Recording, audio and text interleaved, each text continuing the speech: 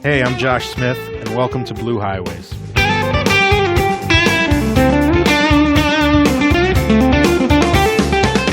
I've been very fortunate to have had the opportunity to play and record professionally from a very young age, and to do so with so many great musicians across so many diverse styles.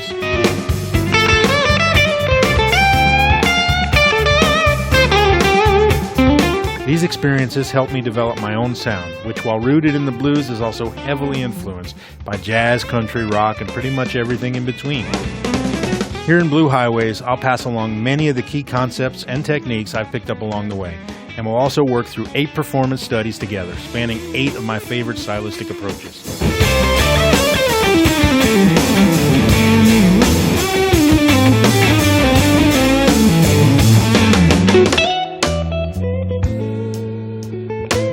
All the performances are tabbed and notated, and you'll have the jam tracks to work with on your own.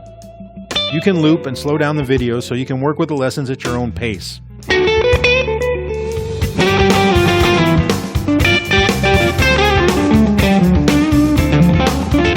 Come on, grab your guitar and let's hit that highway.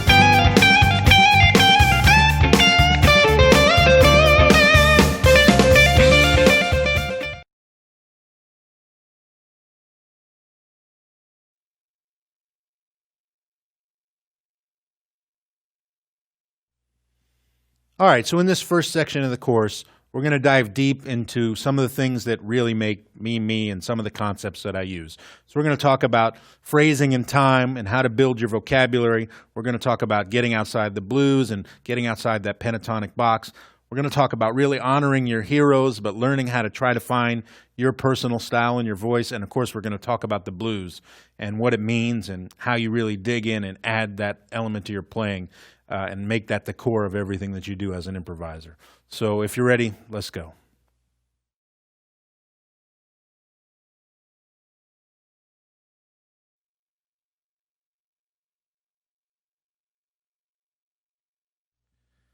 All right, let's talk about the basics. Now, I'm talking about the essential, absolutely 100% necessary things that you need to start to learn to be an improviser, especially in the blues world. Now, improvising is the most personal thing you do on your instrument. And in my opinion, there's 3 things that you kind of have to have. You've got to have all the knowledge. That means you got to have the head.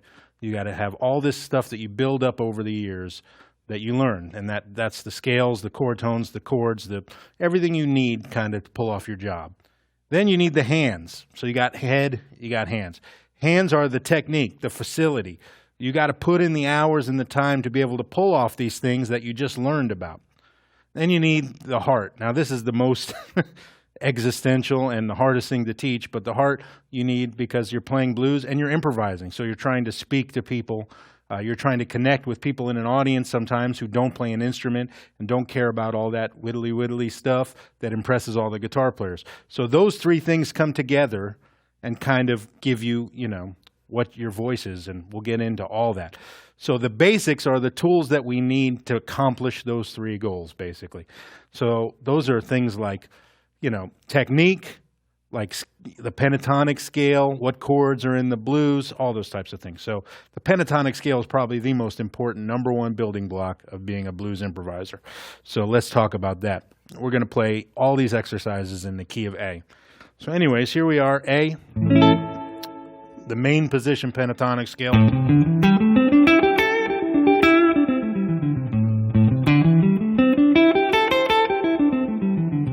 Now, we all know this scale. It's incredibly useful.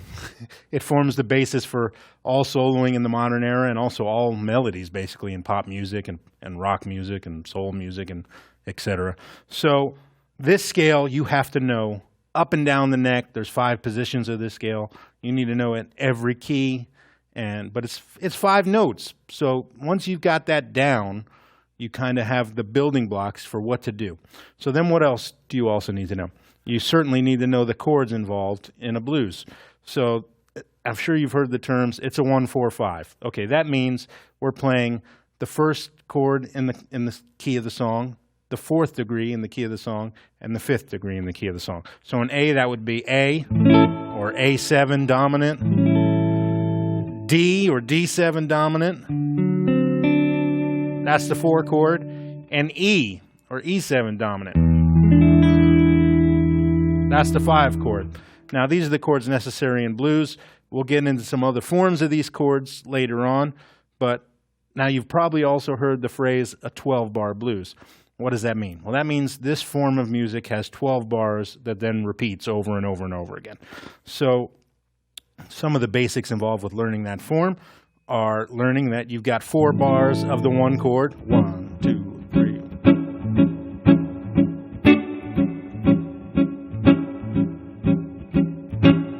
Then 4 bars of the 4 chord. 2 bars, sorry. And 4 bars again of the 1 chord. 2 bars. 1 bar of the 5, 1 bar of the 4.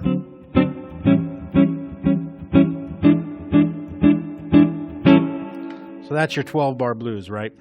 Those are the kind of the keys and the basic things you need to learn to kind of start being able to blow over this thing. So you're going to take that pentatonic scale and learn to play that over that 12-bar phrase. Now, what are the other basic things you need? Okay, moving forward, you're going to need to know what notes make up each one of those chords that you play. So right now it's pretty simple. We're playing an A7 chord.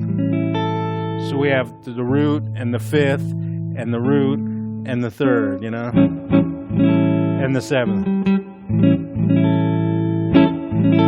So as you go along, you need to know what notes make up every chord you're playing. So later on, you may have an A13 chord. You may have an A13 flat 13 chord, or you may have an A major 7, or an A minor 7, or whatever. You need to learn up the intervals that spell that chord out. Now that's called the circle of fifths. The circle of fifths is absolutely an essential basic skill that you have to have when learning to blow and improvise over any type of music, not just blues. Because once you know what notes make up a chord, then you know what to play over that chord. So say A major 7 happens. I know that when I play something over that chord, I'm going to highlight that major 7, which is an A flat. Right? So that's called the circle of fifths. You need to learn your intervals and kind of break that all up. What else do you need in the basics? You need time. You need to be able to count to 4. 1, 2, 3, 4, 1, 2. I mean, it sounds simple, right? But to be able to do that, you need to kind of have an internal clock. Now, an internal clock is something that has to be built up over time. When I was a kid, I used to sit on the edge of my bed and practice along to James Brown. And the reason this helped me develop my internal clock was because a lot of these songs never changed. They're what's called a vamp.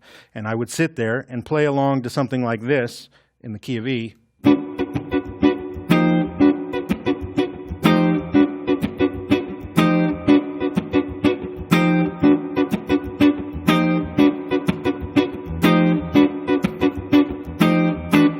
Because that would enable me to build that internal clock together so that I kind of had a pocket. And pocket is another strange word that kind of, is ambiguous, but it means how things feel when you're playing. And that's one of the main goals as an improviser, is to make things feel good. So these are the things you kind of have to build together and bring together in your kind of toolbox to have the ability to say what you're hearing and what you're feeling, and then the ability to pull it off technically with the hands, and that's muscle memory. So again, it's the head, the hands, the heart. You got to put them all together to be able to say what you're trying to say, and those are kind of the basic building blocks you're going to need.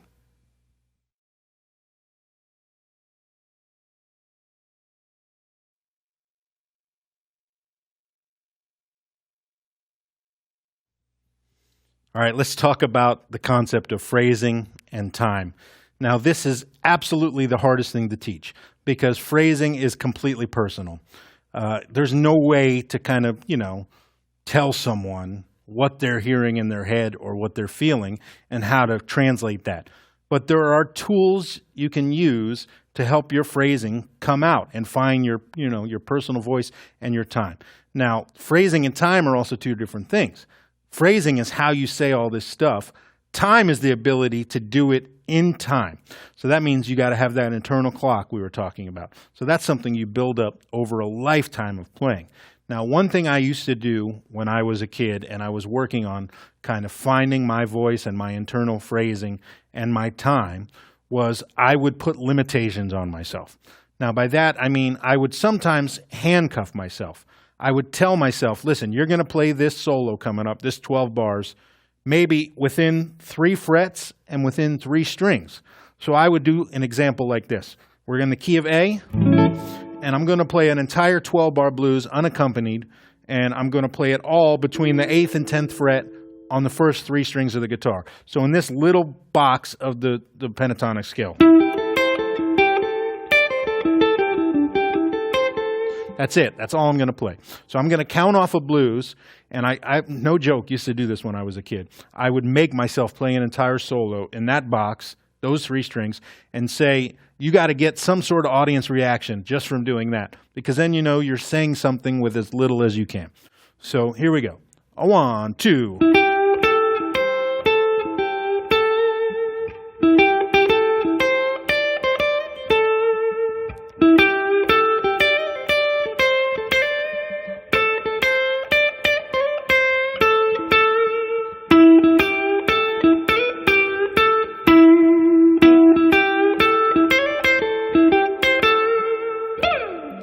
So basically, that's an incredibly simple solo, but immediately you will have the non-musicians in the audience tapping their head, tapping their foot. You can feel that. Now, the other half of that was I was swinging that. That's time. Now, that's the ability to manipulate the time in a way that's comfortable and feels good to other people, and that's called swing. So when you swing something, you give it that conversational feel to your playing, right? The way that I did that. So that is what enables things to feel really good. Now, the other thing I would do was sometimes kind of paint myself into a corner where I would say, whatever lick you play first in the solo is now the theme of the solo, and everything you do is going to answer that. So I kind of did that in the last example, but I'm going to do it to the extreme right now and play another 12 bars where I'm really, whatever lick comes out without thinking about it is the theme of the solo. So check it out. 1, 2, 3.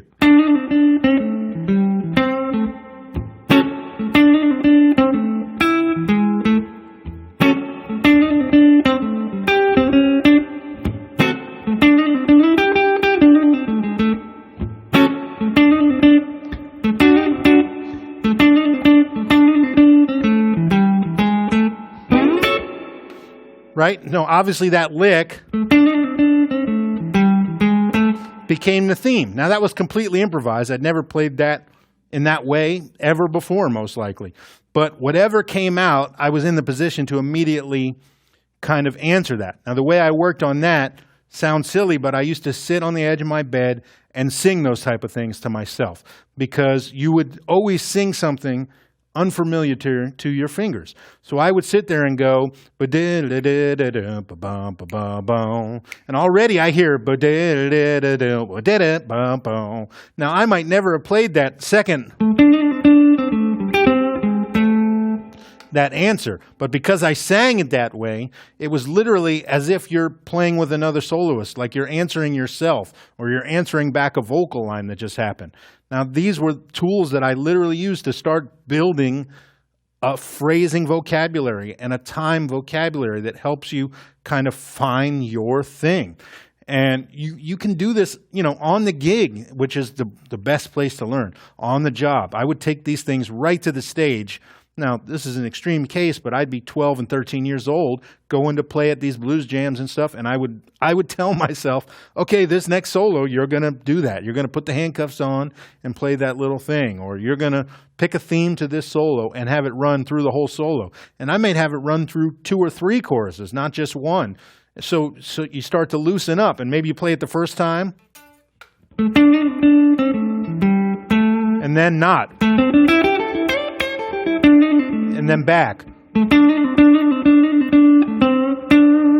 And all those little variations. Now, these things help you kind of start building your phrasing and your time. And when you put these things together, you arrive at like a style that is your personal phrasing. Now, the other thing that can hold you back is the technique, like we talked about in the beginning. You got the hands are always a part of this. You have to be able to pull off the things that you're hearing, both time-based and phrasing-based. So that singing helps with that too, because you would start hearing all these licks.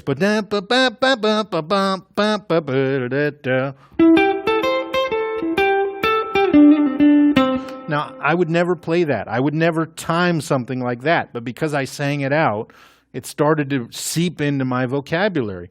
And all these things are essential to kind of finding your flow. So I literally would sit there and practice those type of things. And then I would also practice the metronomic time aspect of things, where I would play things really straight. Now that swung where I could play. I could play just straight up pentatonic.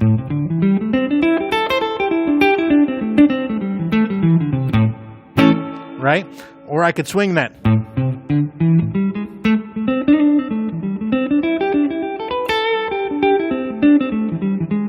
I would literally practice these things constantly to get that flow, get to play long licks that go over the bar line, get to play things that made sense and made non-musicians kind of pay attention to what you were doing. All these things are an essential part of that stew. It's like I said, the head, the hands, the heart.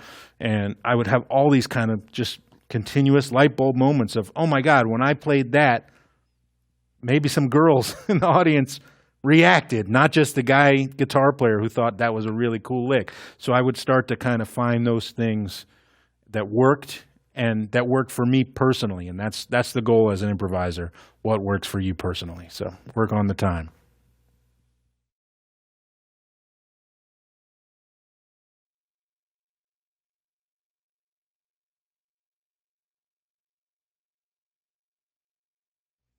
All right, continuing to talk about phrasing and time, let's apply some of these ideas. So I'm going to play over a shuffle in the key of A, which is the same key we've been talking about this whole time. And I'm going to take the first chorus and handcuff myself. I'm going to play it in that little box, second position pentatonic, on just the E, B, and G strings on the 8th and 10th fret. Then on the second chorus, I'm going to develop a theme to the solo. I'm going to play something, and I'm going to answer it all the way through, maybe for 2 choruses. Then I'm going to stop and talk a little bit about what I was doing and kind of put those all together and start talking about kind of just how you can change your phrasing over the time. But the first 2 choruses are going to be handcuffs and put yourself in the corner.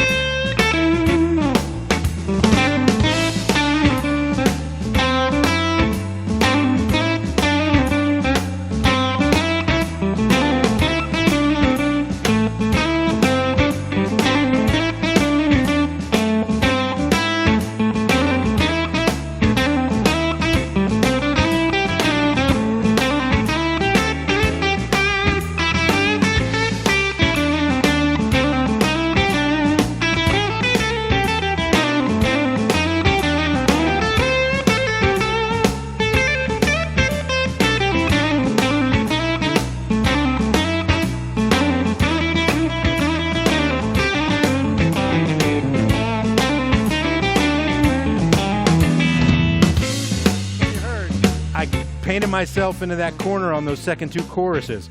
I started to play that phrase, which was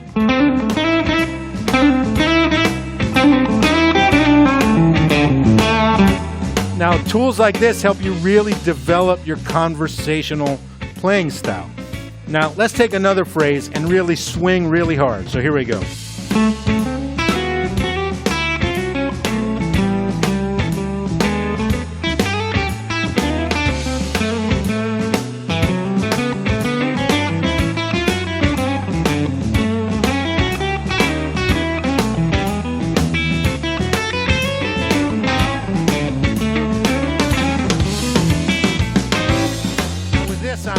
slurring a lot of notes, and I'm really swinging my phrases, playing a lot of dotted eighths and triplets. Now, this is what makes stuff really, really start to pop out and just swing and feel good. So I'm going to even take it further and start swinging, and then also going into double time and straight time, just to give all the variations.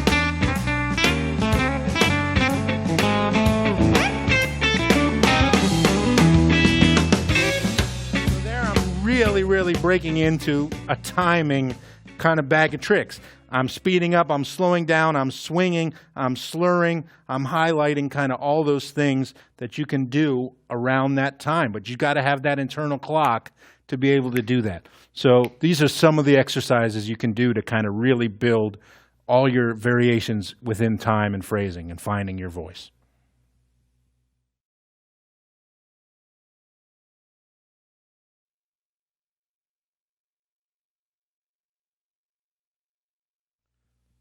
All right, let's talk about honoring and then disregarding our heroes, our influences. Now, this was a huge light bulb moment for me. When I was a kid, like everybody else, I was obsessed with music and guitar. I sat on the edge of my bed hours on end, headphones on, guitar plugged into my little Gorilla amp, learning all my heroes' licks note for note. Now, this was an obsession. I just spent every day. I'd get home from school and be practicing, learning these solos note for note.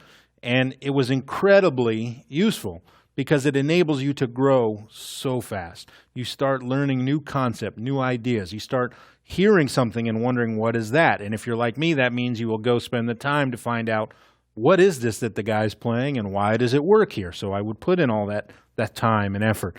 And it was, incredibly useful for me to do these things and kind of start finding all these new ideas by copying my heroes and diving into their styles. But at some point, a line has to kind of be met. A wall has to pop up, and you have to know when to cut it loose and find your voice. Now, by that I mean you always want to be standing on the shoulders of your heroes.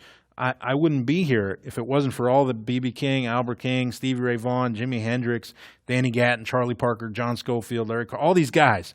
I was learning all this stuff from all these guys, and at times I'd go up there on stage and sound just like these guys. And it became very clear shortly that this was not the way to do it in a live setting because it was hindering my ability to find my true voice. Now, the biggest light bulb moment came when I was 16 years old. I had been playing in bars with guys for already 4 years, and I was obsessed with Stevie Ray Vaughan. So I was playing all of the licks,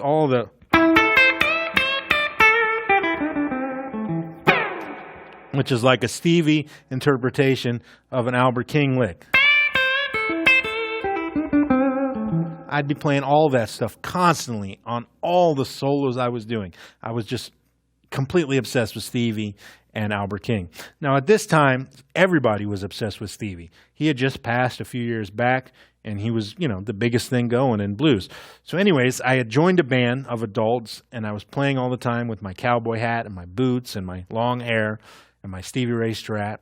And we had gotten popular, and we were playing a lot of gigs, and we were at a festival. Actually, the festival was here in Tampa, just for sake of argument, where we are right now. And I got to this Tampa Bay Blues Festival with my band, and another band was on before me, and it was like a local band, all older guys, 40 or 50-year-old adults, and the guitar player had a hat on, and he played every solo note for note Stevie Ray Vaughan. And it was no joke, even for a 16-year-old kid, a giant light bulb of, wait a minute. This guy is just doing the same thing I'm doing. How is this going to help me in the long run to finding my voice? So I started to kind of realize that it was okay to use these heroes' licks and concepts, but I had to start finding my own twist on this stuff to find my voice. So maybe some of those Albert King licks I started to turn into stuff that was hybrid picked or stuff that kind of conformed to my sensibility. So I would play that. Maybe next time I would play it. And start developing my language in that. Or Stevie Ray Vaughan stuff. Instead of, playing that all flat picked, I'd...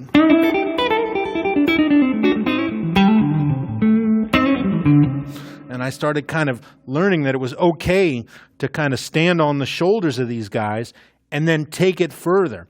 And then I started looking for those examples throughout time because I'm nerdy. So I would do things like, even in my rhythm guitar studies, I would hear things like, guys like Cornell Dupree, who was one of my favorite guitar players. Now, he would play a lot of double stops in his rhythm. So he'd,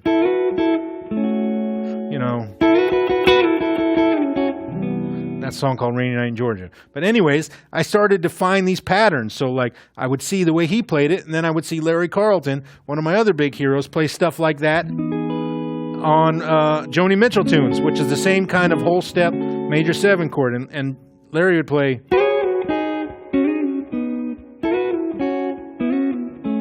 And the reason this stuff registered to me, because I realized Larry was standing on Cornell's shoulders, but he took it to the next level, and he found his way to kind of say these things. And that's the biggest key to what you have to do with your influences. You want to wear them on your sleeves. It's okay to love these guys and idolize these guys and learn all their stuff, but then you also need to know when to let it go and when to kind of bring these things out, in their own way. Like Albert Collins was another huge one.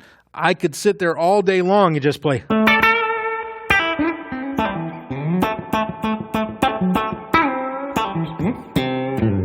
But everybody immediately knows if I do that, especially if they're a blues fan or a guitar player, that I'm just aping Albert Collins right there.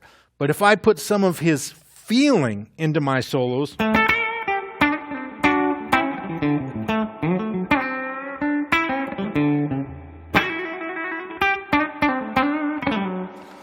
then it gives me that feeling in my heart that I felt when I was listening to him, but it also lets me know I'm just not this rip-off copycat. I'm kind of finding my voice and my style. And again, that's the main goal of everything. It's always been an obsession for me to kind of find what makes me me, because that's what's going to leave a mark moving forward. And I care about those type of things. So it's okay to love these guys. It's okay to learn every note that you can, everything note for note. But then you got to know when to let it go and find your individual voice. And you do that by letting them go.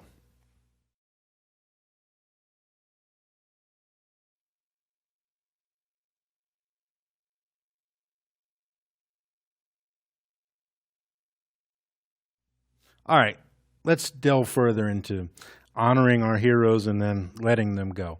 I'm going to play some examples right now over a rumba in the key of F sharp. Now, this backing track is very much in the style of Albert King, Crosscut Saw. So I'm going to start off with some absolutely essential Albert King, straight out of the Albert King playbook licks that he would play over this song. And then I'm going to quickly develop and turn into the way I would play those styles in my own way, and then I'd take it further after that and kind of do completely my thing over the top. So I'm going to kind of have 3 little sections of blowing over this, and I'll let you know when they're happening. So here we go. Albert King. Rumba in F sharp. Here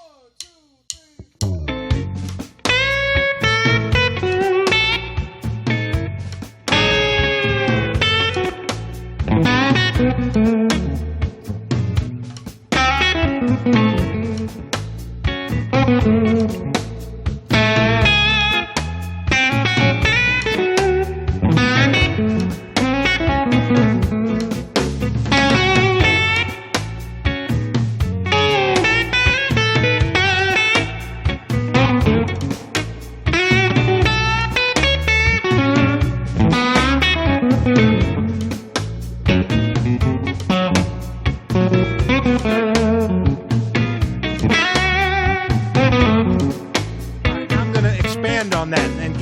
twist.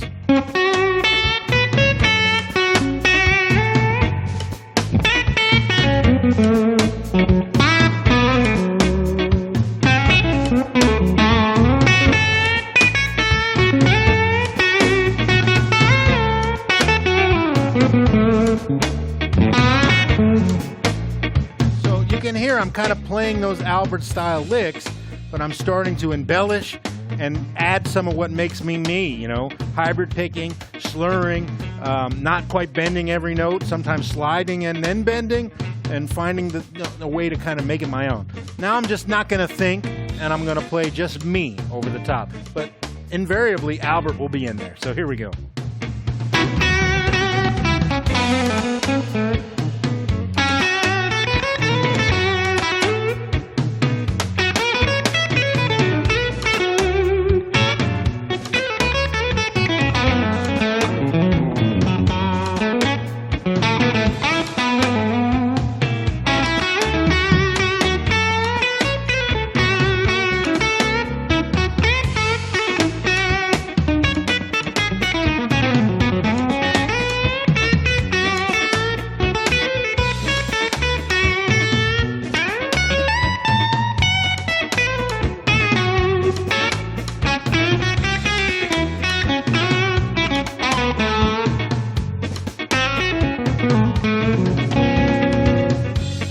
Kind of mixed it up like crazy. I played a lot of what I think makes me me, but it always had that feeling that you know, maybe you didn't hear Albert King, but I certainly heard it in here and in here.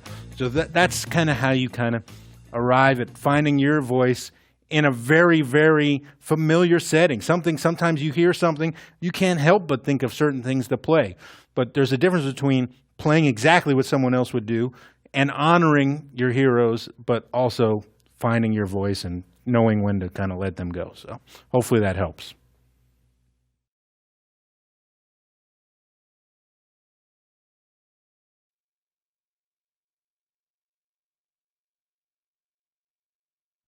All right, let's talk about the idea of roadmaps.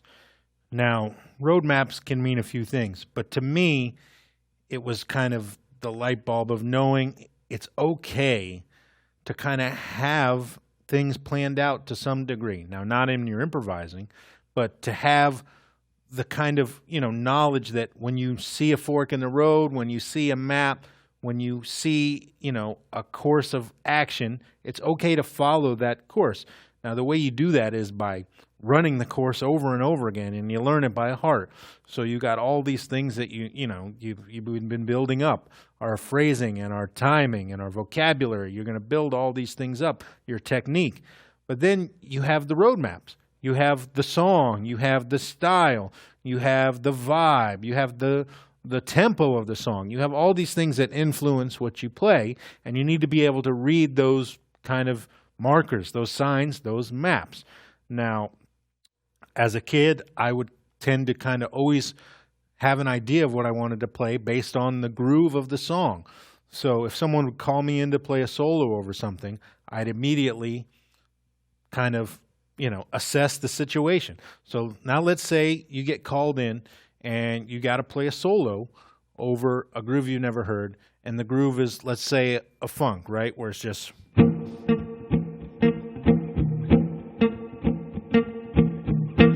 So that's a funk in C. I'm playing a C7 chord. Now let's say, what do you play over something like that? Well, I follow my roadmaps. Now my roadmaps mean I know that when I hear that vibe, that immediately is like a New Orleans vibe, a funk vibe, a boogaloo, things that I associate with certain historical things of music. And you learn those things by doing your homework, by listening to an enormous breadth of music and of soloists, and you start to find what do other people play over that? What do you hear over that? Now, I immediately, when I hear that groove, start hearing in my head,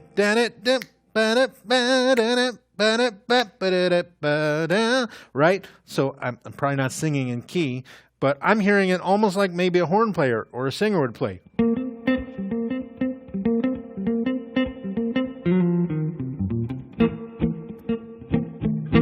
Now that's me reading that roadmap and determining what I'm going to play on the fly like that. And that comes from a lot of work. And then you kind of let it go. You learn all these things, and then you let your instincts take over because you know this. You've put in the time, and you're reading the situation and the map or the road sign on the fly. So let's say another situation comes up, and someone calls out rhythm changes, and you start hearing.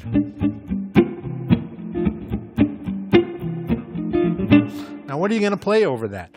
Well, obviously, you know, you hear a certain thing. I immediately hear a certain thing over that. I start hearing Charlie Parker or Charlie Christian.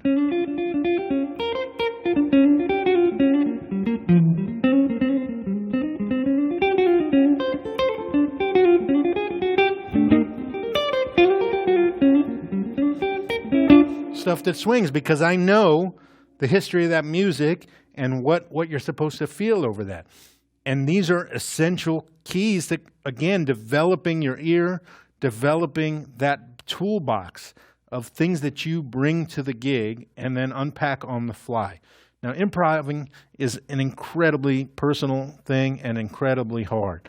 But the more you know and the more you're able to read the situation, the better you're able to say what it is you're hearing in your head, what it is you're feeling in your heart, and convey that to the audience. So I'm constantly looking for things to play. Now, road maps can also be within the situation.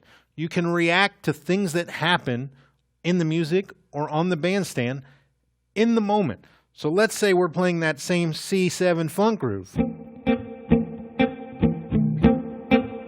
And the drummer goes, doom, ba-da, doom, doom, shaka, doom, doom, ga-da, doom, jack, shack, jack, doom. I may accent that right after he does it. So I might hear.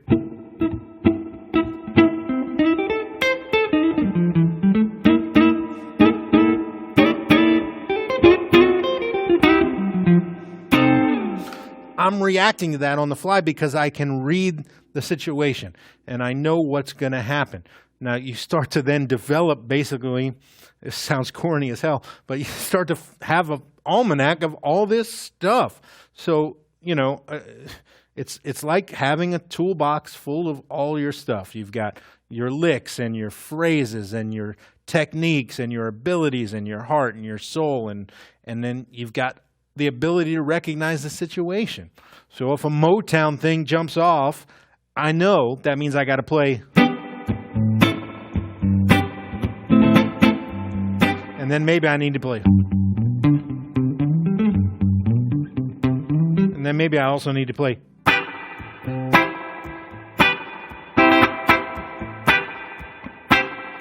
And that's by reading the road signs and having done the homework and learning kind of all of what makes up the things that you're interested in. Nobody's holding you back from doing these things. If there's stuff you like, all that the difference is time.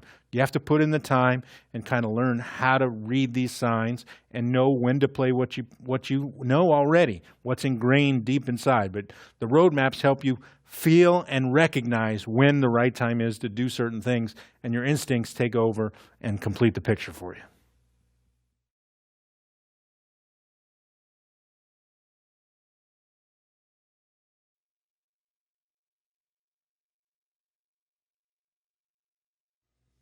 All right, so let's apply the reading of the road maps, the signs, the things that you do on the spot to kind of make decisions musically. So I have a groove that's like that funk vamp in C that we were just doing. It's a blues in C, but a dominant funky groove. Now I'm going to kind of immediately assess the situation and play the style that I would normally play over this vibe. I'm going to react to what's going on in the rhythm section. And then another thing in the road maps is sometimes the song itself is a road map. The chords in the song, you want to react obviously to these chords. Now I'm not talking crazy jazzy yet about what you do to spell out all these chords, but you at least want to acknowledge when a chord change happens. So I'm going to land on chord tones a lot to kind of highlight those things as basically signposts and markers. These are the things you kind of be looking for, and I'm going to be emphasizing while playing over this track in C.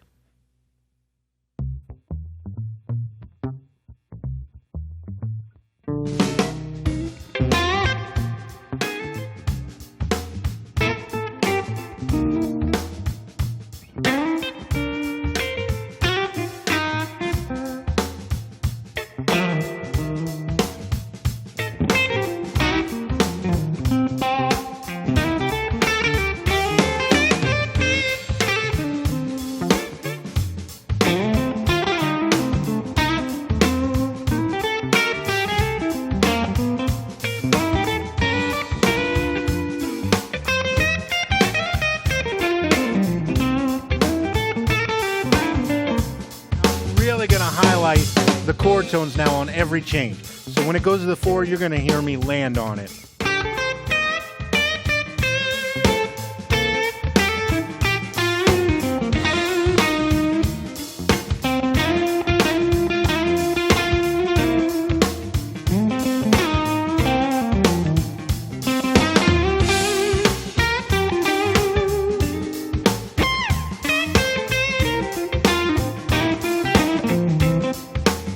Really going to kind of listen to the band and react to whatever's going on here. So I don't know what's going to happen, but listen, I'm just going to react.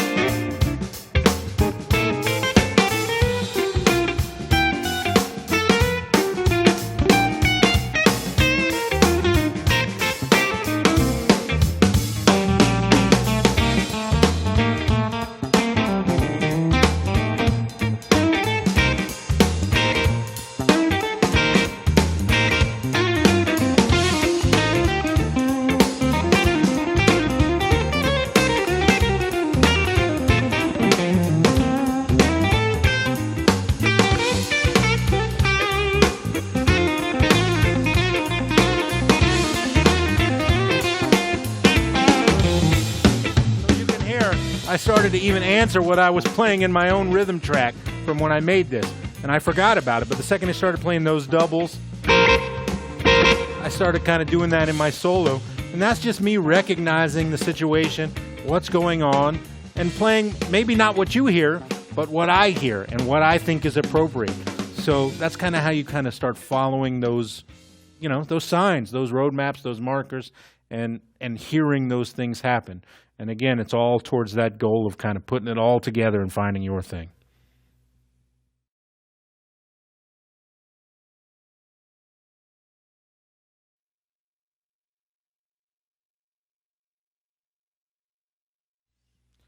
All right, let's talk about the blues. Now, this is a loaded subject, especially in my heart. Now, the blues is where everything I do comes from. It's what I grew up on. It's what I love more than anything. So even as much as I love jazz and rock and roll and R&B and soul and country, everything I play, especially everything I improvise, is going to be filtered through the blues. Now, the blues can't be taught. The blues is something you feel. So it's a really interesting thing to talk about. But basically, the blues is how you convey what you're saying. The blues is the basis for all popular music. It's the backbone. It's the foundation. So when you're developing all these skills we've been talking about, all this language and vocabulary and technique, you want it to come out with some feeling. And that's where the blues comes in. You want to believe this stuff that you're playing. Now, when I'm working on all those things, my time, my phrasing, my technique, I'm kind of always hearing these things in my head. Well, the way you are when you're playing. When a solo starts, you're hearing stuff, right? Now, you're self-editing. Like anything else, just as if you were writing an email or writing a book or whatever. You're self-editing yourself as you talk. I'm self-editing myself as I talk to you right now. I'm saying what makes the most sense, in here. Well, I'm also trying to do that when I'm improvising a solo. And the blues is what lets me do that in a way that hopefully connects with you guys and with everybody who's listening. Now, that's a hard thing to explain and to teach, but you have to kind of feel this stuff. Now, I'm hearing a lot of things all the time. I'm hearing sometimes some sophisticated harmony, sometimes some sophisticated techniques, things that I could play in these moments, but the stuff that I choose to let out is always the things that I feel is the most honest in that situation.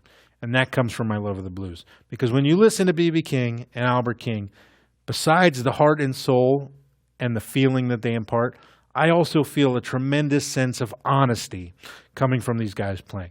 They are playing exactly what they're hearing and feeling in that moment with no hesitation or reticence to put this out into the world. And that's the conviction, excuse me, that you need to play this stuff right, to feel the blues and to make other people believe what you're saying. So the only way you do that is by really, really honing in on what it is you're hearing. That's hard to teach. But the way I kind of worked on it was realizing when I was hearing things that maybe people wouldn't understand. So let's take a blues in G, right? And let's say I'm just going to play a 12 bar by myself. And I'm going to play whatever I'm hearing without any filter. And it will not be that great. Now, I may play some interesting stuff, but I'm probably going to play too much, and I'm probably going to play too many things. So I'm just going to play an unaccompanied 12 bar and play whatever I'm hearing in my head.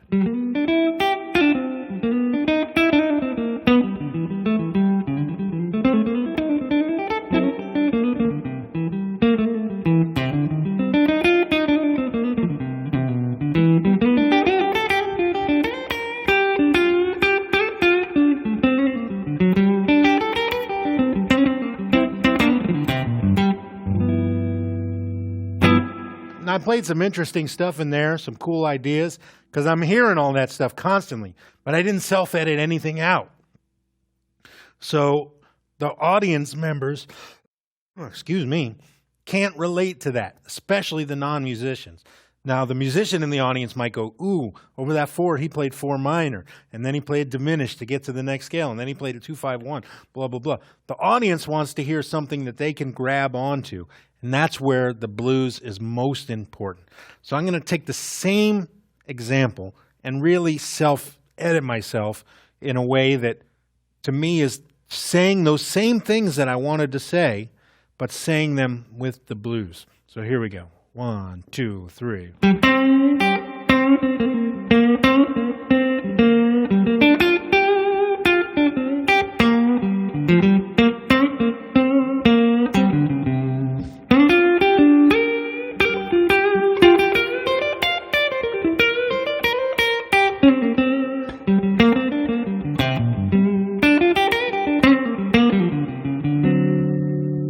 Right, now that's something the average listener can really grab onto. You can immediately feel my intention in that. So then what do? You split the difference. You kind of find how to sneak in those things that you are hearing, all those skills and knowledge and techniques that you've worked on, but still make them feel the same way that blues makes everybody feel. And that's the trickiest part, is making everything you know feel the same as this feels. Right? So I'm going to play that same exercise and try to impart that feel to everything I do. Here we go. 1, 2, 3.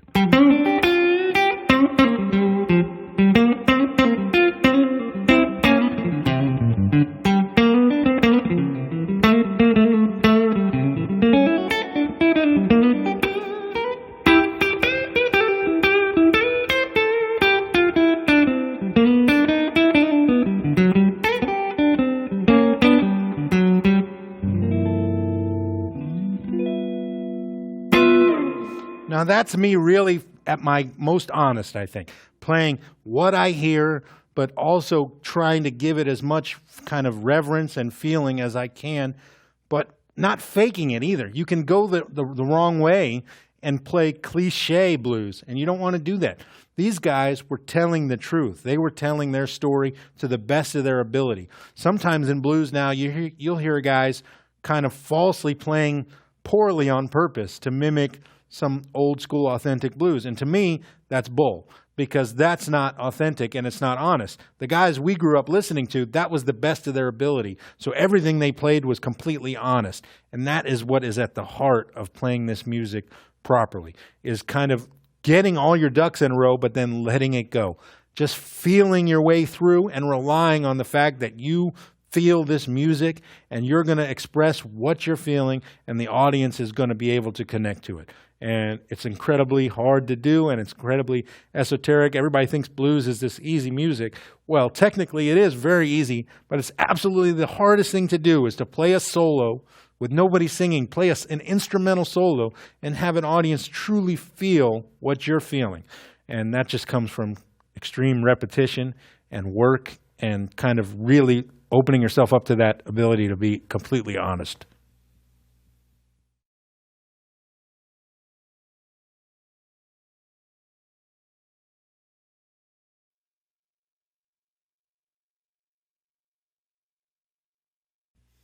All right, let's talk about achieving your goals as an improviser and just a guitar player in general. We all have things we want to accomplish when we get into this.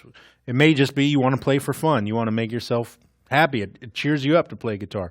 You know, it may be you want to do this for a living. It may be a little bit of both. It should hopefully be, at least the first. All these things are important to everybody. But then what about the individual goals that you want to reach in your playing itself? What are the things you want to learn, you want to accomplish? Now, everybody's list is differently. For me, I had all these things that were really important to me.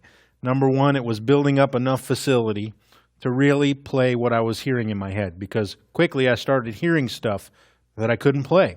So it became kind of on me to figure that stuff out, and that's what I want to talk about.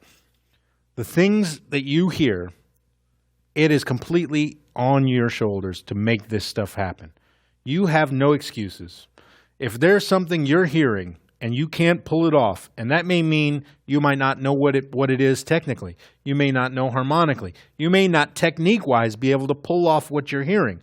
If there's something like that you're hearing and you can't do it, you have to put in the time.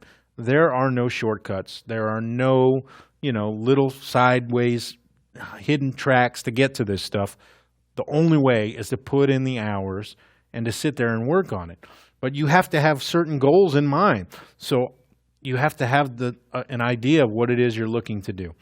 Now, I know me personally that if there's something I want to learn, I'm normally going to sit down and learn it. Now, the opposite of that is I know that there's stuff that I can't play. It must mean that I didn't have any interest in it. So just as an example, without disparaging anyone, I must not want to play like Yngwie Malmsteen because I never put in the time to learn how to play like Yngwie. He's unbelievable. And I don't doubt myself. I know that probably if I put in a few years and worked hard on that style of playing, I wouldn't be Yngwie, but I would be able to play that stuff because I know what's in me. And if I dedicate myself to something, normally I will reach that goal. So obviously it wasn't important to me to do that. You have to kind of find your own path and know what's important to you and what's not, and not let things get in your way from achieving those goals. And then you got to find ways to pull that stuff off. So for me, it was a lot of things. It was learning first just to play the blues. So understanding, like we talked about, what B.B. King and Albert Collins, Magic Sam, Otis Rush, I could go on that list forever, what they're trying to say. Then it was, how do I take that and find my personal voice? So I started working on my phrasing and working on my techniques and finding how to say what they say. Then it became, oh, wait a minute, what's this other music I'm listening to? What's this Train and what's this Miles and especially Charlie Parker and all these guys that I started hearing? Why is that what they're playing? Why does that work? What is that? So I started kind of learning all that and filtering it in, adding it to the pot. And it's easy to kind of get in your own head and know that this stuff is hard and you can give up easily. You can't do that. If it's something you really want to learn, you got to work on it. Now, for example, let's say my goal for the day is figuring out how to play over, let's say, a 2-5-1 turnaround. Now, we're going to get into this in another section, but let's just say, for example, we're in A, and we're going to play a 2-5-1, which would be B minor to E dominant to A, right? What would you play over that? Now, I used to sit in my bedroom and work on this concept forever because I couldn't figure it out. I couldn't understand what this was. Now, in all honesty, this is just a turnaround. It literally voice leads you to the chord, right? But I didn't know. I would go,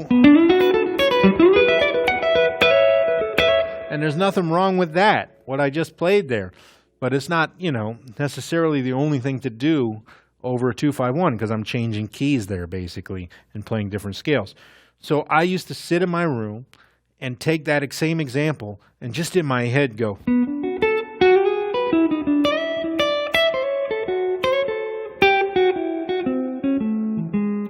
or I just play rhythm.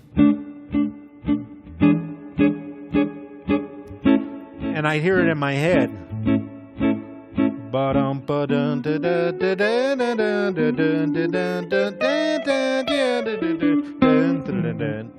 Right? And I would work on a million ways to play this 2-5-1. And as we'll get into later, then the 2-5-1 can be applied in a million ways to music. But these are the things that you have to do, the time that you have to put in to reach your goals. So I wanted to build this enormous vocabulary of stuff that I was hearing, be able to pull it off. I wanted to, when I listened to Danny Gatton and I first heard him play like this, banjo rolls.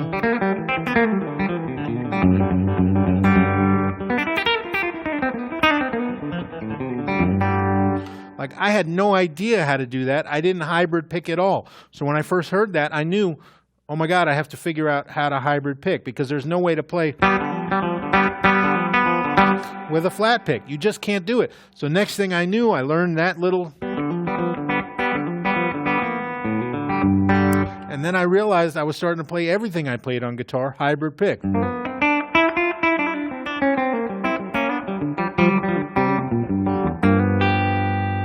And again, doing the work to figure out how somebody did something and reaching a goal then changed the way I played guitar in general. So you need to really just hone in on the things that are important to you and knock down those walls. Don't let anything stand in your way. The only one holding yourself back is you from reaching the goals that you have inside.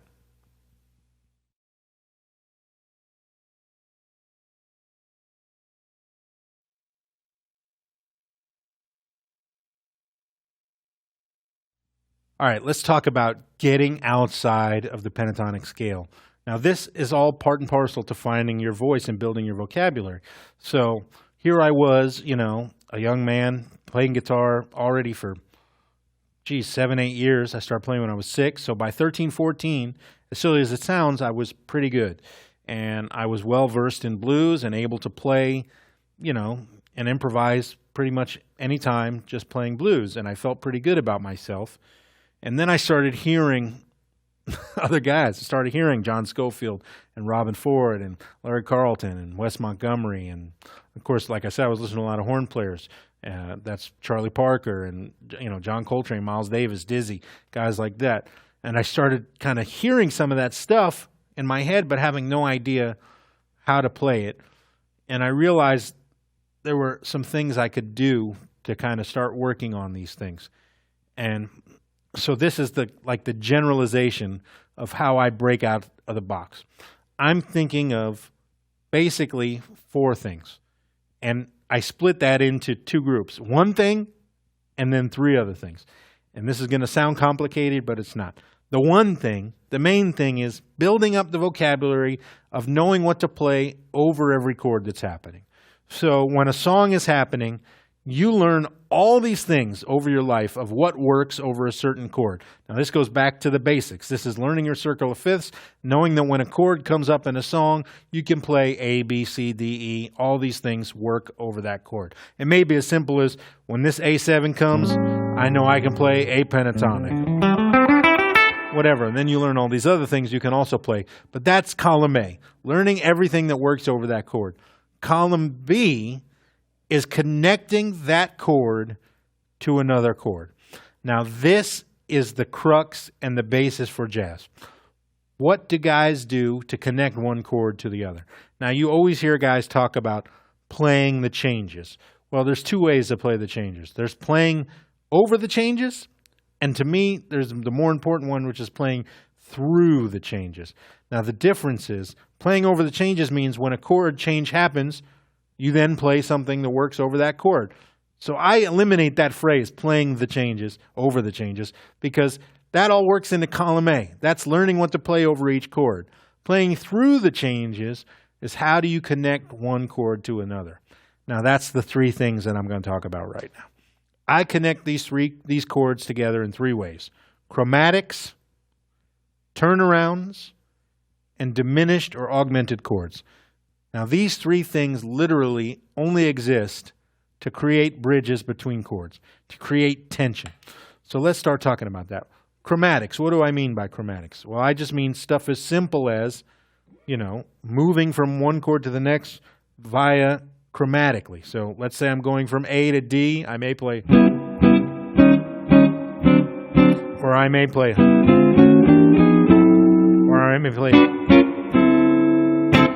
all these different chromatic moves you can get. Right? So you can use those things, of course, to connect chords together. So I may be playing a blues in A,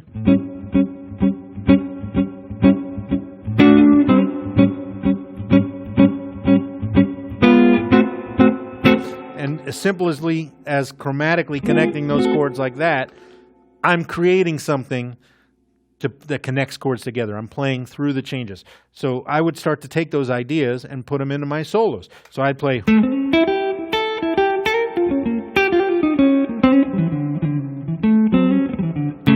right? So that's me playing basically in my solo. I'm chromatically moving in and out of the chords. That's one way that guys connect chords together. The second way is by using diminished chords and augmented chords and substitutions. So diminished chords literally exist to create tension. Right? When you hear that chord, what's the next chord you want to hear? So literally, you can do that in your solo. So let's say you're on that 4 chord. You want to create that in your solo.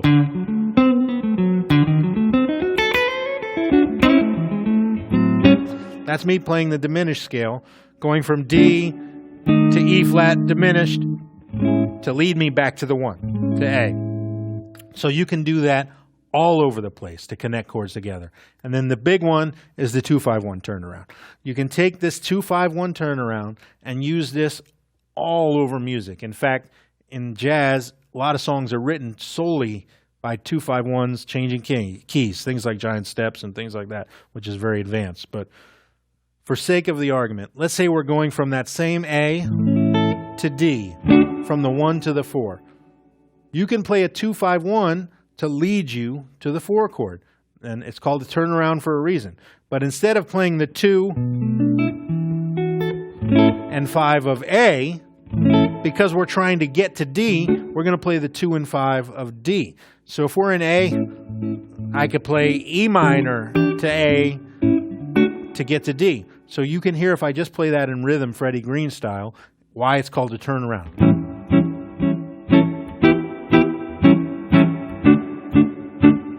Because it literally turns the phrase around and leads me to that chord. So what if I did it in my solo?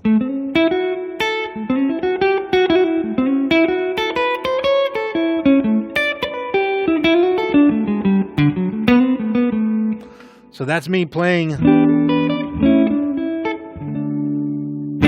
in my solo. You can do this everywhere. So I could take a blues and put a 2-5-1 everywhere.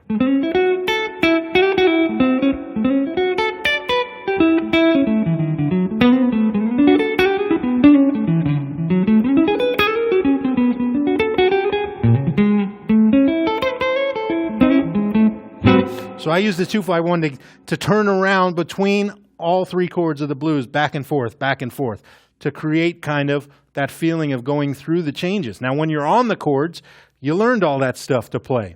But those other tools are what you use to put them together. And that's what helps you kind of get outside of the box. And there's also all these other things you can do, all those other scales, all those other modes. There's no way around doing the homework on that. Learning, that melodic minor, you can play that over the 5th degree of the scale and things like that. That takes a lot of work, and that's something we can dive into in depth later on. But these are the tools that I use to really kind of bust through the playing and make things flow, because that's what you're trying to do even when you're outside of the box. When you're playing through the changes, you're trying to make things flow together and not make it sound like you're changing keys when a new chord comes around. And that's how you do that, by connecting the dots. And to me, those are the tools to make those things happen.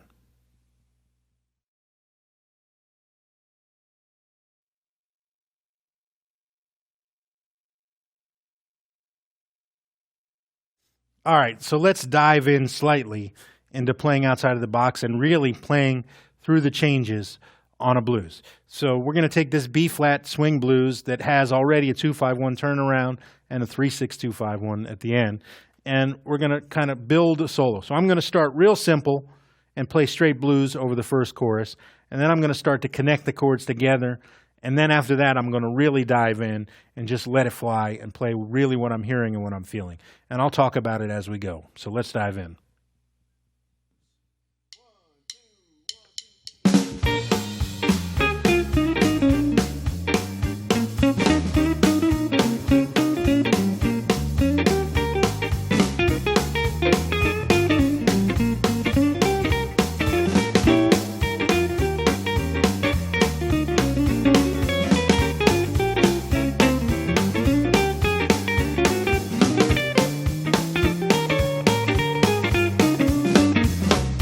So you heard the second chorus, I started to connect the chords together. Now I'm really going to connect the chords together. I'm going to use a lot of diminished scales, I'm going to use chromatics, and I'm going to use 2-5-1 turnarounds. Here we go.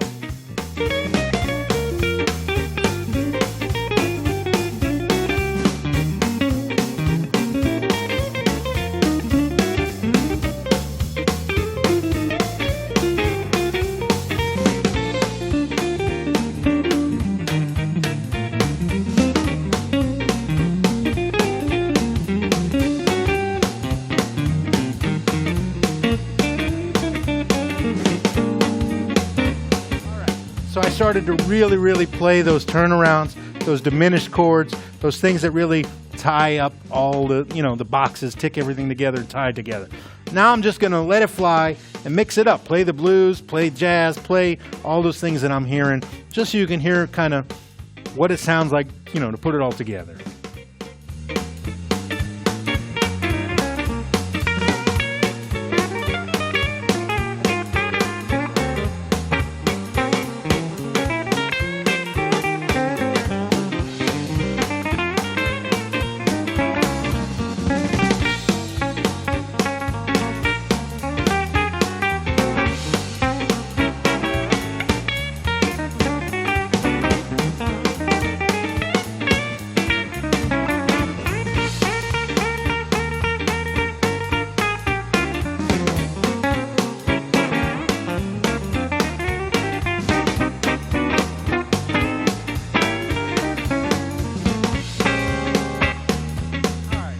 That's kind of the way I hear it and the way I kind of sort of mix and match. You heard I played some pretty straight blues in there because I hear that stuff. I'm hearing T-Bone Walker, like,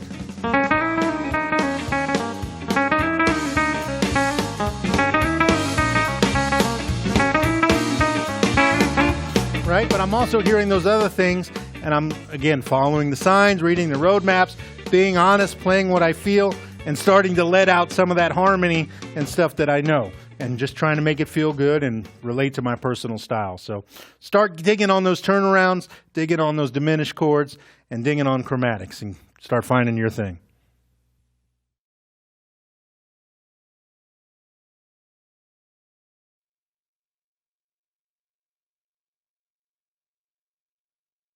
Let's talk a minute about the melodic minor scale and kind of where you would use it in a blues format. I use melodic minor a lot, and I think about it in two simple ways that hopefully can jog you into something new and find you, a cool little lick. So anyways, the melodic minor scale is basically the major scale with a flatted third.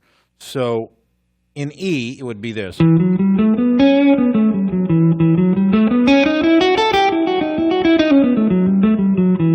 So the big thing is this now. It's the G instead of a G sharp. It's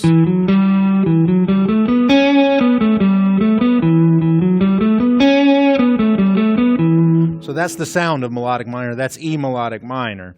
Now, where you would use that in the blues is two places. I use that melodic minor scale played over the 5th degree of a vamp. So if we're playing A7, like an A7 vamp,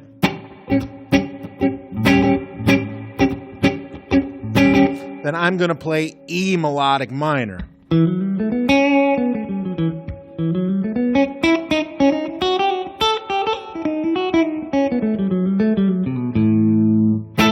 So that's E melodic minor over A.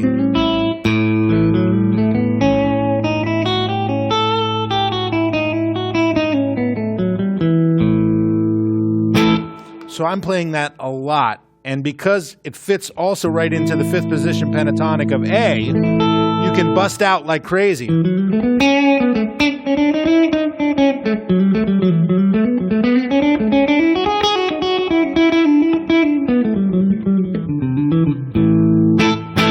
So that's one way to use melodic minor in the blues. You go up to the 5th degree of the scale of the key that you're in and play melodic minor of that key. So over any dominant chord, like A7, you would play the 5th melodic minor, so E melodic minor. Another way to use melodic minor is when you're moving between chords. So let's say you're going from A to D, from the 1 to the 4. Then instead of playing E melodic minor, you go up a half step to B flat and play B flat melodic minor to lead you to D. So you'd be like, and that leads you to D. Well, I'm leading myself to D. But basically,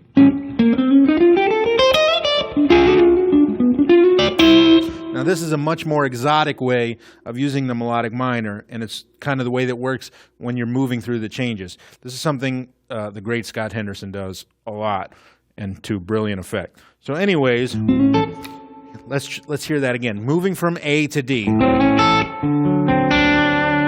could play.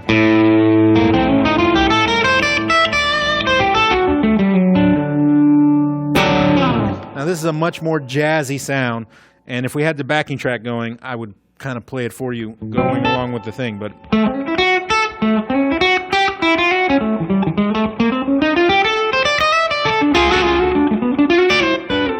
so there you go. That's a good example of moving from the 1 to the 4 using melodic minor up a half step from the chord you're in. So one more time slowly, I will play from A to D using B flat melodic minor.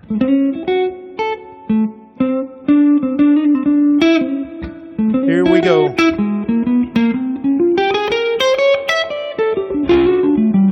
So real slowly.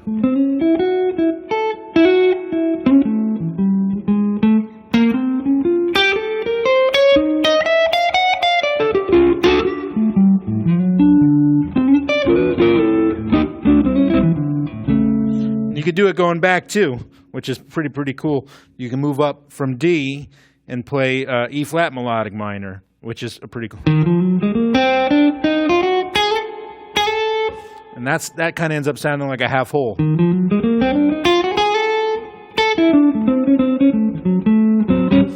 So there's a lot of things you can do with that. Robben Ford and Scott Henderson use that a lot.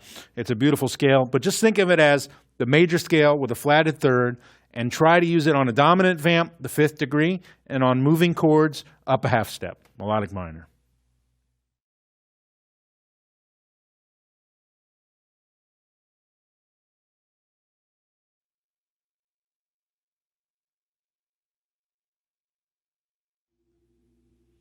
All right, let's talk a little bit about rhythm guitar.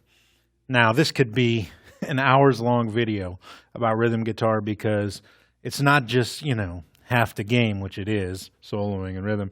It's one of the most important things to becoming a well-rounded musician, and then more importantly, a working musician. If you want to work, you got to be able to play rhythm guitar. Now, in the blues, rhythm guitar has a few, functions. Number one, you've got to back up whatever's happening. So you're supporting another soloist, or you're supporting, importantly, the singer. Number two, in the blues world, the rhythm guitar player has to become part of the rhythm section, has to make things feel good. Now, the rhythm section propels the song forward, sets the groove, makes things feel right, gets people dancing, all those types of things. Now, the way you do that is by being a good rhythm guitar player. Now, as we talked about earlier when talking about time is an essential aspect of playing good rhythm guitar. And as I said, I would sit on the edge of the bed sometimes and play James Brown to work on my pocket and my feel. And that's where it really came in handy, all those hours I spent doing that, is when I got on a bandstand and started playing rhythm guitar with professional musicians. I was a young kid, and next thing I knew, I had guys yelling at me that my time sucked and that I didn't have any feel. So I got angry and went back in the woodshed and started working on those types of things until I could really become a member of the rhythm section. So in blues, you want to get to the point where you can play that shuffle feel, that blues feel, and make it feel so good that you almost don't even need the band. Now, this is a shape that I use in blues a lot that's going to come in really useful. So I'm going to show it to you right now. We're going to play an A, we're going to play a shuffle, and this is an A6 chord.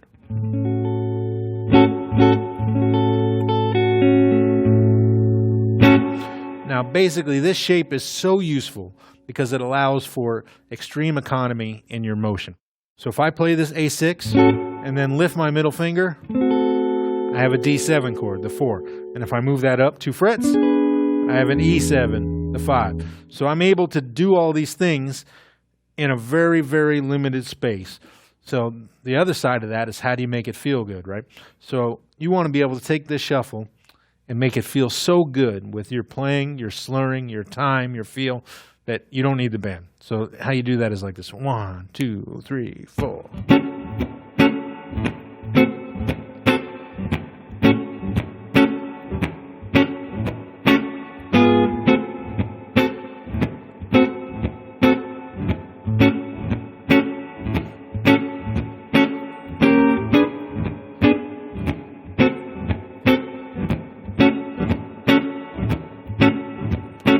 Now that's a very simple rhythm, but automatically, the second I start playing that, I guarantee you are probably tapping your foot or snapping your fingers or at least nodding your head along because it feels good. And that's the goal.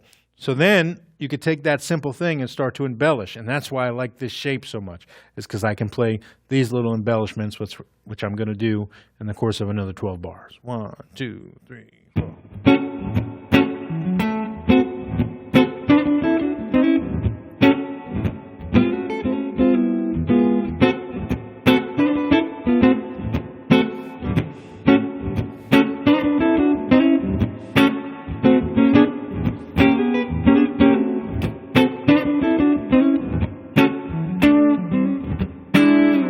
Now that's cool because it takes very little motion to make all that stuff happen. And the feel never changes. That cycling, you should be able to get the feel good without even playing a chord. Just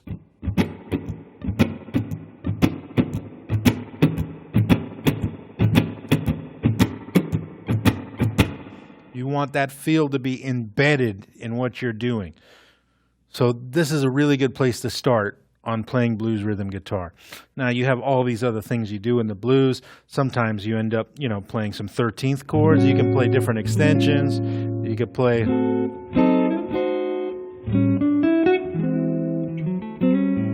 mean, there's a lot of obviously things you can do.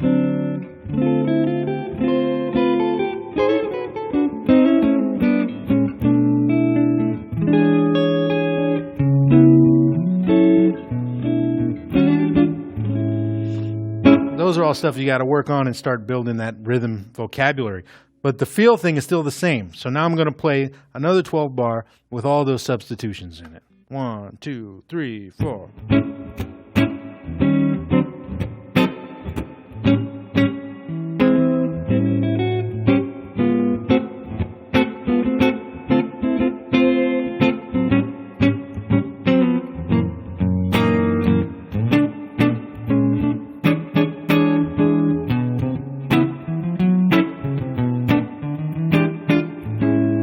You see, I never lost that feel.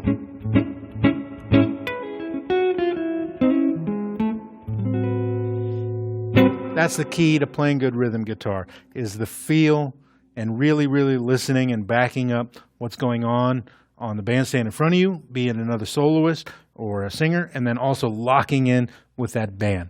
You don't want to be the one with the drummer throwing a stick at you because your time is not good, especially if you're playing like downbeat chanks.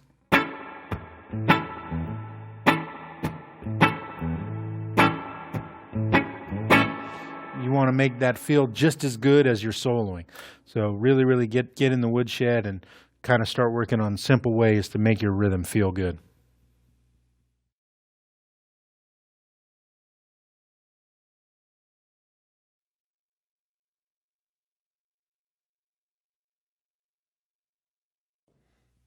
All right, so let's apply some of those rhythmic ideas to the music. We're going to play a walking blues shuffle in the key of A, where I play those same 6 chords and move around. I'll start out real simple, and then I'll start to embellish and kind of build my way into the rhythm section. Here we go. Go ahead, Lamar, you count. 1, 2, 3.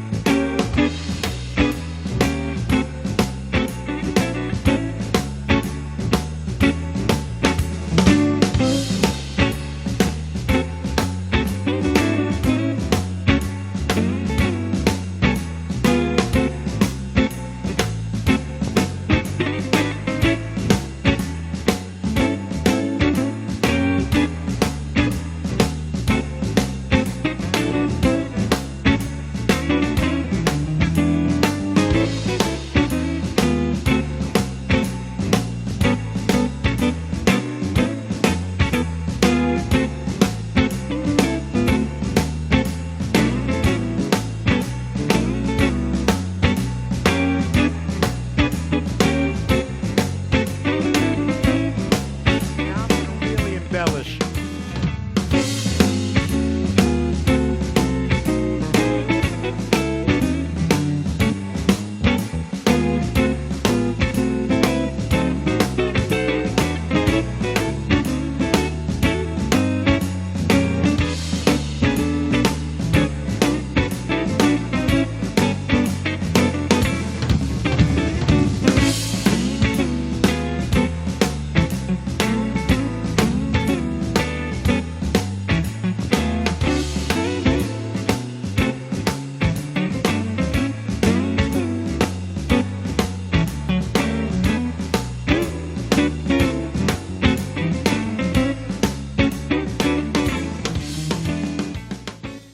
All right, you can hear there what I was doing was, really reacting to the band, embellishing, building a rhythm track, basically. Starting slow, building it up, and kind of making things feel good and getting in there with the band, which is the key to, making a good rhythm track and playing good rhythm guitar.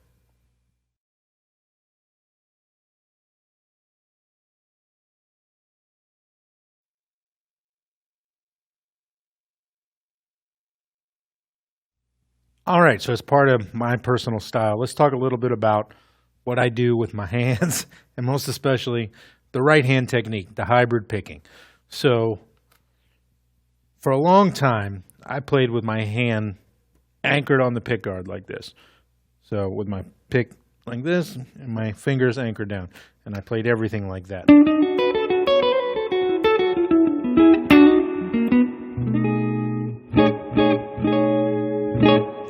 So then I became familiar with, Danny Gatton, like I said, and all these other guys.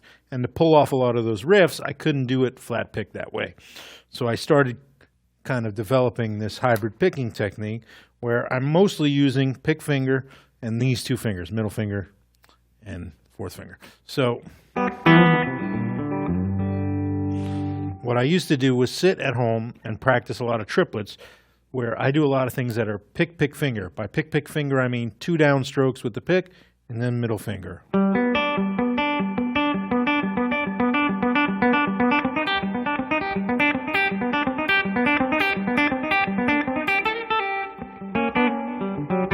So I used to sit on the edge of my bed and just do that.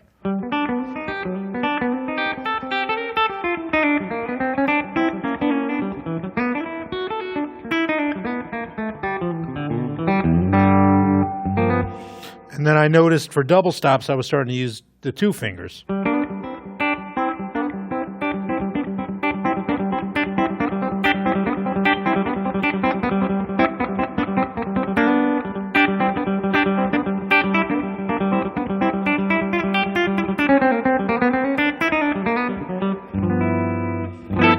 So the next thing I knew, I was taking that technique and applying it almost to everything I played. So if we were playing a blues shuffle, I'd be playing.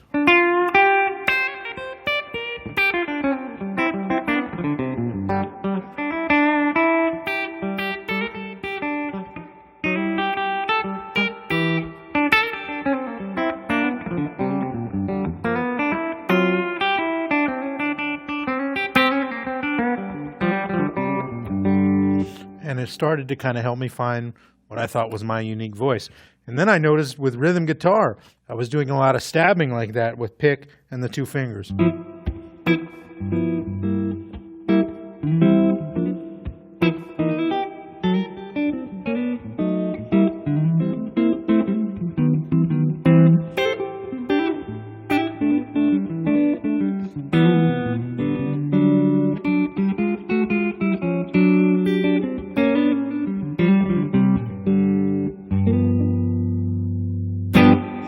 And I kind of changed the way I played guitar overnight. So then I found, even when I'm just using the pick, I was never anchored anymore because I was keeping myself prepared to use the fingers. So I noticed I was just floating all the time, even when using just the pick.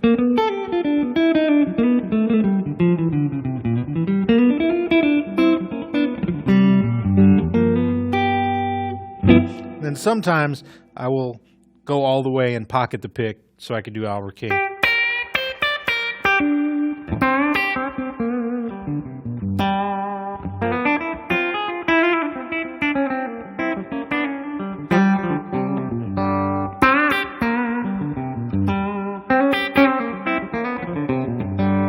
And I can flip them back and forth like that, kind of, with relative quickness. Not as fast as some other guys who just do that, which is pretty quick. But those are kind of some of the right-hand things I did, and I really feel like that hybrid picking thing kind of helped me find my voice. And it's a hard thing to teach because not everybody hybrid picks the same way. When I'm improvising, it just kind of happens when it happens. The fingers, happen where they need to.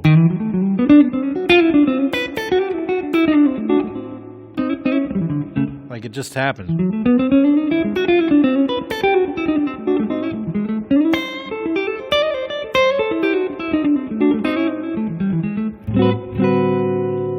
And that just comes from practice and repetition and finding kind of your thing with the hybrid picking. But it helped me find my voice, and I also think it sounds real clean when you're playing. And now I can't play as fast as I used to just with the pick, but I can play much faster with the pick and fingers together. So try it out. Try some hybrid picking.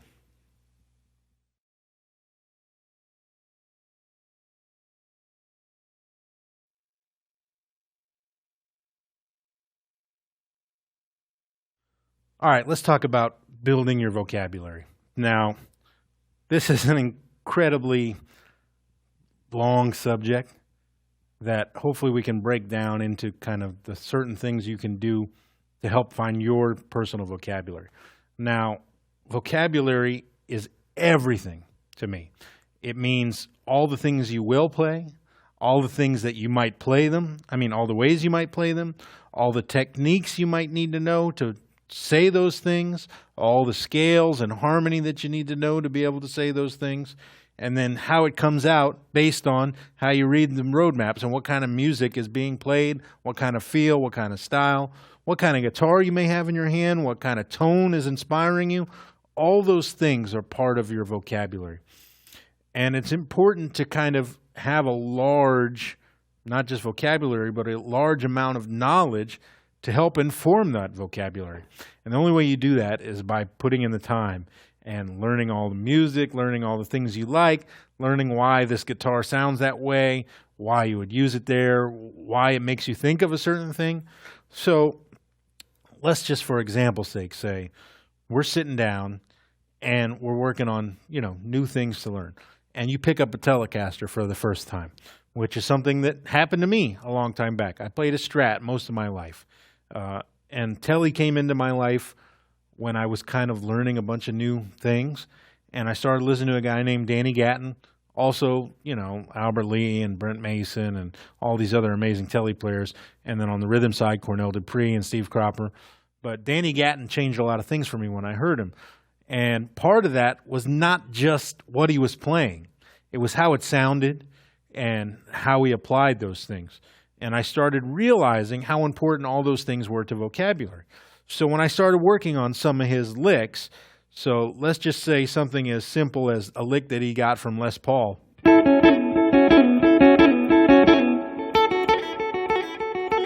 Which is a real Les Paul lick that Danny would play. On a telly, when I played that on a Strat, it never sounded right to me. But when I played it like this and put a slapback delay and played it on a bridge pick of a telly,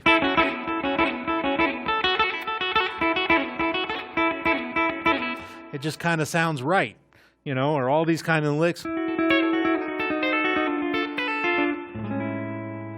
And I started realizing that that had equally as much importance in my vocabulary as did the playing, just the notes, the information. It was how you played it, with what aggression did you play it, with what tone did you play it. So I would sit down and start thinking about what really builds a vocabulary. It's a lot of things. It's like I said, it's the information. So that's harmonically what you're playing. So the scales, the notes, the chords that are being played, all the things that you need to know to make sure you're playing music that sounds good. Then it's how you do it. What technique are you using? Maybe you're hybrid picking. Maybe you're flat picking. Maybe you're, just using your fingers. Maybe you're using banjo picks. Maybe you're playing a guitar, that doesn't allow you to use a certain technique or whatever. All those things enter in. And then the tone is equally as important. What if you got tremolo on? That's going to inform how you play. If I turn on this Leslie effect, I'm automatically going to play around it.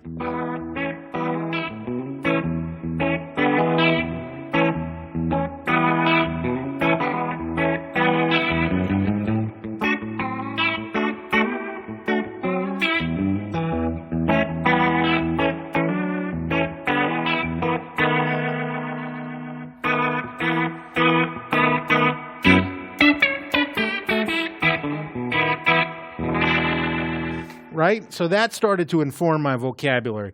And I started to build up this kind of large amount of stuff that I could bring to the plate. And then comes the biggest problem. How do you forget all of that and rely on what's in your here and in here and in here and all that? You kind of have to build up such an amount of knowledge, but then also such an amount of muscle memory and belief in what you know. It's the same way that an athlete, when they run a marathon, they don't start right with a marathon. They build up little by little to different lengths. They work out every day and run on a treadmill until it's not that hard for them to run, 14 miles or whatever it is. And it's the same thing in your vocabulary. You learn all that stuff and you learn, maybe just technique, what it takes to play.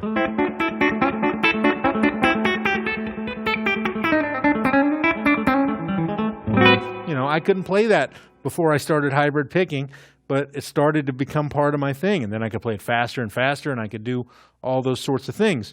You build all that up so that basically you can forget about it and play naturally, knowing that you will play the right stuff. And it's all in there in this over-encompassing, vocabulary of music that you have inside you. And the way to do that is, like I said, really start to pay attention to those things. What is this tone? Why do I hear certain things when someone plays that tone? Just like when I pick up a Strat, I'm going to immediately think of Curtis Mayfield on rhythm guitar. I'm going to think of Jimi Hendrix. I'm going to think of Stevie Ray Vaughan. I'm going to think of certain things. When I pick up a telly, I'm thinking of Danny Gatton, or I'm thinking of Steve Cropper playing like...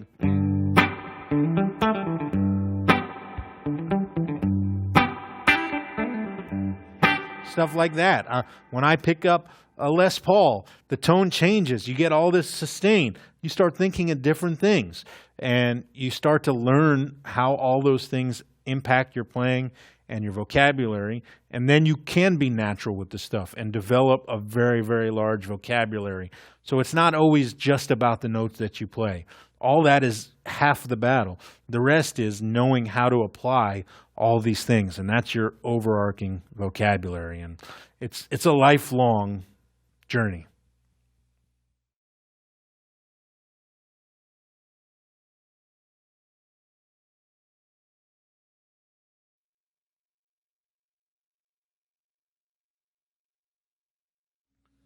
Let's talk about the most important thing about being an improviser, and that's finding your voice. Now, this is the hardest thing to teach, but everything we've worked on up to this point is pointing you in this direction. Hopefully, you should have, like the guy outside landing the airplane with the cones and the lights. Everything points you towards this direction of finding your voice. For me, it was an obsession because as I told in the story earlier, when I realized I sounded too much like Stevie Ray Vaughan, and there were all these other guys who sounded too much like Stevie Ray Vaughan, it was a big, oh crap, why do I, do this? And then how do I find something that makes me me, so that someone else later down the line may turn on the radio or walk into a room where I'm playing and know who I am. And I started to kind of listen to who is it and what is it that gives people this personal thing. So when B.B. King comes on, immediately know by his playing and his vibrato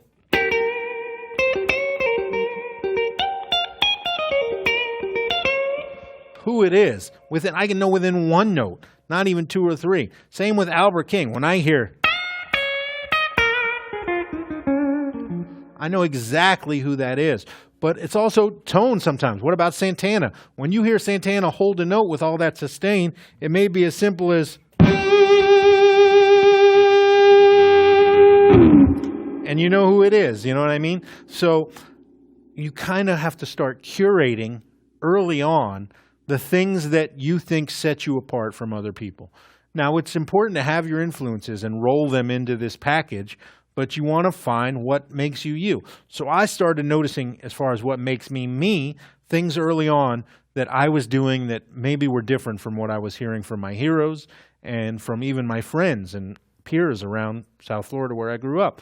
I started hearing, okay, I'm playing the blues like everybody else, but a lot of times I'm adding in these other scales and it's kind of jazzy, but in a different way than just a straight jazz player played. And then I noticed once I started listening to Danny Gatton and all these country guys and kind of imparting that hybrid technique, that I was doing all these things using hybrid picking.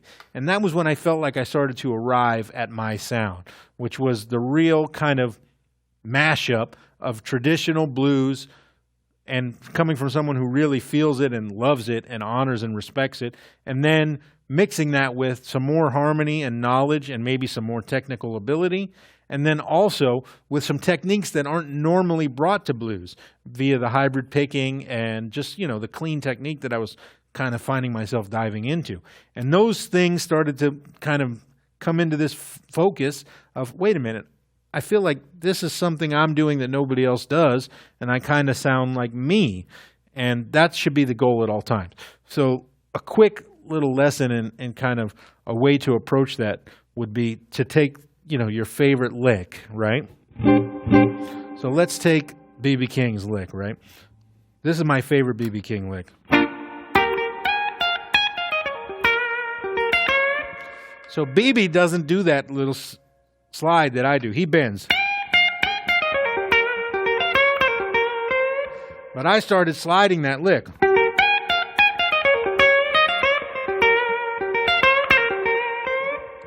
So when I do that, it kind of imparts my own feel to it. Then I start breaking out of that into hybrid picking.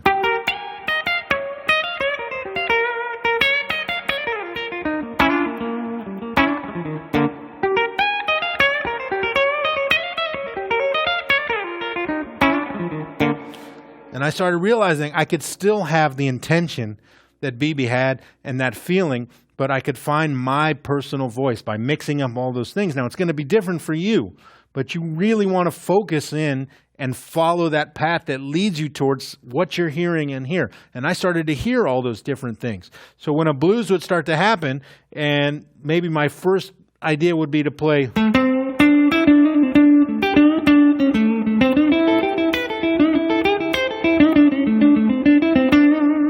there's nothing wrong with anything I just played there on the first 4 bars of that blues in A.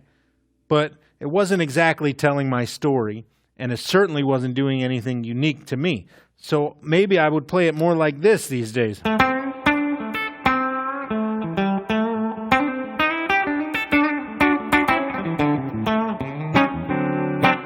And that's me mixing up all my influences, mixing up some of the ideas that I have, some of the techniques that I work with, and some of the abilities that I've learned and things. And then I'd take it another step further. I'd start to add my personal tone. So maybe I'd turn on my light drive pedal and a little slap back, and I'd start to really find my thing.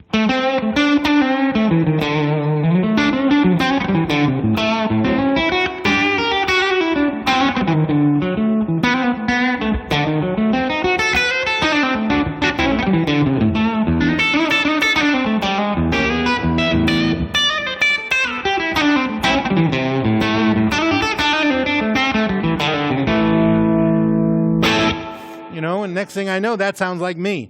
And I get that comment a lot from people now. Oh man, I walked around the corner and I heard guitar and I knew immediately it was you, even not knowing you were going to be here tonight or that, you know, who it was on the other side of the wall or whatever. And that's what you're looking for, is to find that thing that makes you you, because then it leads into the same fact of you're dealing from here. You're playing honestly. You're being yourself. You're working towards that goal of just putting it all on the line, because those are what people react to. When you're on that stage and you're being 100% honest and being yourself and playing with everything you got, people know it. They can smell and see fakeness. And to me, that's the main goal, is to learn all that you can, everything you want, everything that you need to learn, everything you want to learn in the future. It's all great. Throw it all in the pot, but be heading towards that goal of kind of finding your voice, because that's where it's at.